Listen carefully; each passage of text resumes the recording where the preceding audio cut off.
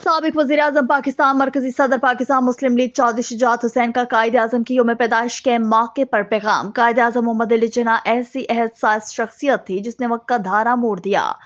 आज इस अजीम रहनुमा का यौम पैदाइश है जिसकी अनथक मेहनत से बड़े सगीर के मुसलमानों को अलग वतन मिला।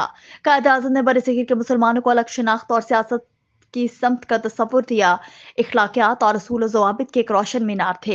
उन्होंने बड़े सगीर के मुसलमानों के हुकूक की जिदोजहद को अपना मकसद हयात बनाया। उनकी इस्तकामत के बायस बड़े सगीर के मुसलमान अपनी मंजिल तक पहुंचने में कामयाब हुए। कायद आज़म की शख्सियत और किरदार हमारे लिए मशले राह है। कायद आज़म के रहनुमा उसूल इत्तेहाद, ईमान और नज़्म ज़ब्त पर अमल पैरा होकर तरक्की की मंजिल पा सकते हैं।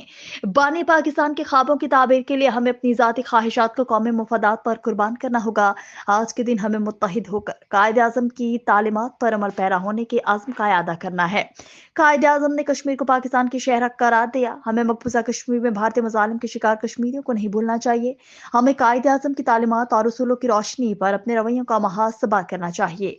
कायद आज़म की क़यादत में अजीम जिदोजहद के नतीजे में हमें 14 अगस्त 1947 को हकीकी आज़ादी मिली। बाज़ लोग आज किस हकीकी आज़ादी की बात करते हैं। हमें अब मुल्क और तरक्की और खुशहाली की मंजिल से हमकनार करने के लिए मुत्तहिद होकर मेहनत करना है।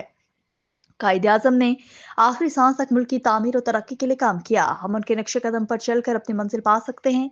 साबिक वज़ीर आज़म पाकिस्तान और मरकज़ी सदर पाकिस्तान मुस्लिम लीग चौधरी शुजाअत हुसैन।